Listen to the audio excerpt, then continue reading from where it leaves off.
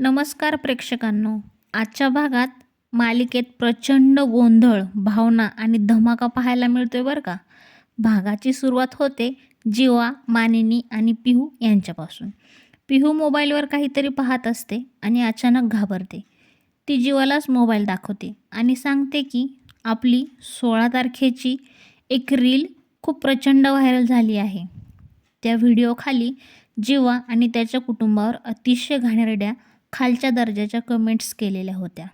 जीवा त्या कमेंट्स वाचून पूर्णपणे हादरतो आणि विचारतो, लोकांना इतकं अधिकार कोणी दिलं आपलं वैयक्तिक आयुष्य चघळायसाठी. मानिनी त्याला समजावते, शांत राहायला सांगते, पण जीवाचा राग अनावर झालेला आहे. इकडे दुसरीकडे रम्या आणि वसू या सगळ्या प्रकाराचा आनंद घेत असतात. त्यांच्या चेहऱ्यावर समाधान असतं, कारण त्यांचा प्लॅन यशस्वी झाल्यासारखं त्यांना वाटत असतं.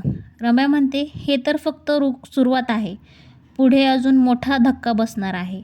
आणि खरंच पुढचा येणारा धमाका जो आहे तो लगेच येतो. दारावर जोरजोरात ठोके पडतात. पार्थ दार उघडतो आणि समोर पत्रकारांचा घोळ उभा असतो. एकामागोएक प्रश्नांचा भडीमार सुरू होतो.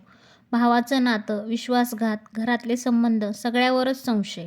पार्थ सुरुवातीला शांत राहतो, पण नंतर ठामपणे पत्रकारांना उत्तरही देतो. तो स्पष्टपणे सांगतो की प्रत्येक माणसाचा भूतकाळ वेगळा असतो आणि त्याच्यावरून त्याचं आजचं आयुष्य ठरवता येत नाही. कोणालाही त्यांच्या घरात घुसून न्याय द्यायचा अधिकार नाही. याचवेळी दुसऱ्या बाजूला नंदिनीच्या घरी महिला संघटना पोहोचते.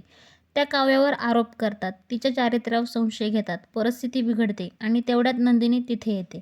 नंदिनीचा अवतार पाहून सगळे थांबतात, पण ती ठाम शब्दात सांगते, माझ्या बहिणीवर बोलायचा तुमचा कोणालाही अधिकार नाही. माझ्या घरात येऊन माझ्या माणसांचा अपमान सहन केला जाणार नाही. नंदिनी काव्याच्या पाठीशी खंबीरपणे उभी राहते. काव्याच्या हाताला लावलेला काळा डाग जो आहे ती स्वतः पुसते. हे दृश्य थोडं भावनिक ठरतं. इकडे जीवा पार्थला मिठी मारतो.